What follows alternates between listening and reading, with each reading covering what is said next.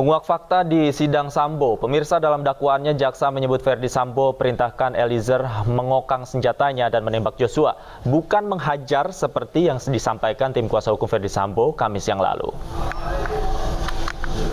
Terdakwa Ferdy Sambo SH/SIK MH bertemu dengan saksi Kuat Ma'ruf di lantai 1. Saat itu, saksi Kuat Ma'ruf melihat terdakwa Ferdy Sambo SH/SIK MH dalam keadaan raut muka marah dan emosi. Lalu dengan nada tinggi terdakwa Ferdy Sambo SH/SIK MH mengatakan, "Wat, mana Ricky dan Joshua? Panggil." Di saat yang bersamaan, saksi Richard Eliezer Budihang Lumiu yang mendengar suara terdakwa Ferdy Sambo SH/SIK MH langsung turun ke lantai 1 menemui terdakwa Ferdy Sambo SH/SIK MH dan berdiri di samping kanan terdakwa Ferdy Sambo SH/SIK MH. Lalu terdakwa Ferdy Sambo SH/SIK MH mengatakan pada saksi Richard Eliezer Budihang Lumiu, "Kokang senjatamu." Setelah itu, saksi Richard Eliezer Budihang Lumiu mengokang senjatanya dan menyelipkan di pinggang sebelah kanan. Bahwa sekira pukul 17.12 WIB, saksi Kuat Ma'ruf yang mengetahui kehendak terdakwa Ferdy Sambo SH/SIK MH dengan sigap dan tanggap keluar melalui pintu dapur menuju garasi dan menghampiri saksi Ricky Rizal Wibowo yang berdiri dekat garasi di dekat bak sampah dengan mengatakan, "Om, dipanggil Bapak sama Joshua." Mendengar perkataan tersebut, saksi Ricky Rizal Wibowo menghampiri korban Nofriansah Joshua Huta Barat yang sedang berada di halaman samping rumah dan memberitahu kepada korban Nofriansah Joshua Huta Barat bahwa dirinya dipanggil oleh terdakwa Ferdy Sambo SH/SIK MH.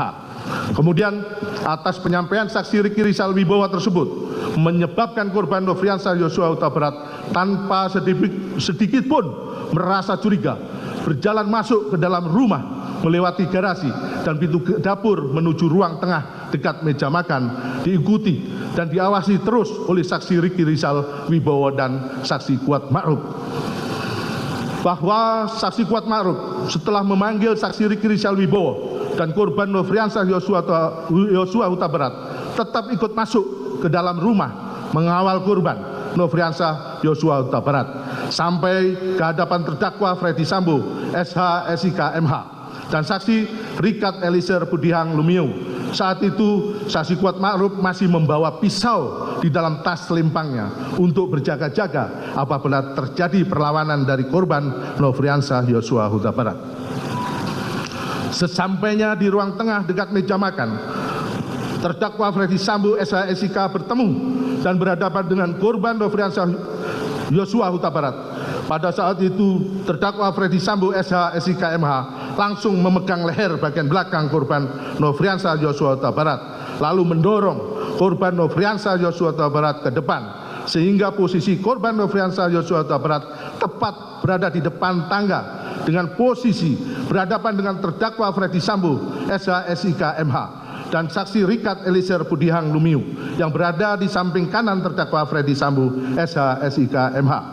Sedangkan posisi saksi Kuat Ma'ruf berada di belakang terdakwa Ferdy Sambo SH/SIK MH dan saksi Ricky Rizal Wibowo dalam posisi bersiaga untuk melakukan pengamanan bila korban Nofriansah Joshua Huta Barat melakukan perlawanan berada di belakang saksi Richard Eliezer Budihang Lumiu. Sedangkan saksi Putri Chandrawati berada di dalam kamar utama dengan jarak kurang lebih 3 meter dan posisi korban Nofriansah Joshua Huta Barat berdiri.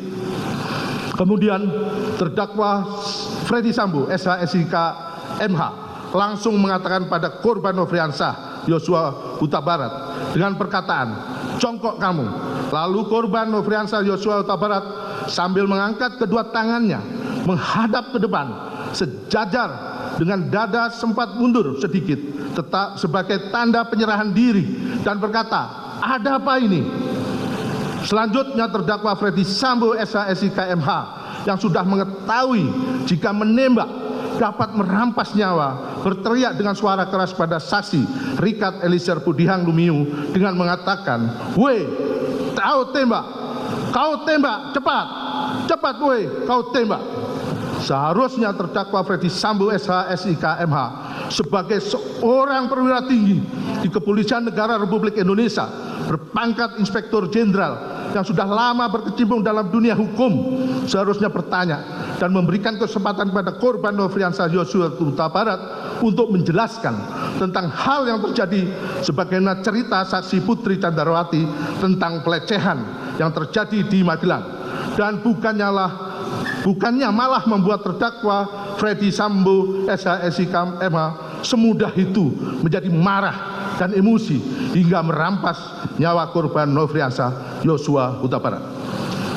Setelah mendengar terikan Freddy Sambo SH.SIK MH, lalu saksi Richard Eliezer Budiang Lumiu sesuai dengan rencana jahat yang telah disusun sebelumnya dengan pikiran tenang dan matang serta tanpa adanya keraguan sedikit pun, karena sudah mengetahui jika menembak akan mengakibatkan dirampasnya nyawa korban Nofriansah Yosua Huta Barat, langsung mengarahkan senjata api Glock 17 nomor seri MPY 851 ke tubuh korban Nofriansah Yosua Huta Barat dan menembakkan senjata api miliknya sebanyak 3 atau 4 kali sehingga korban Nofriansah Yosua Huta Barat terjatuh dan terkapar mengeluarkan banyak darah.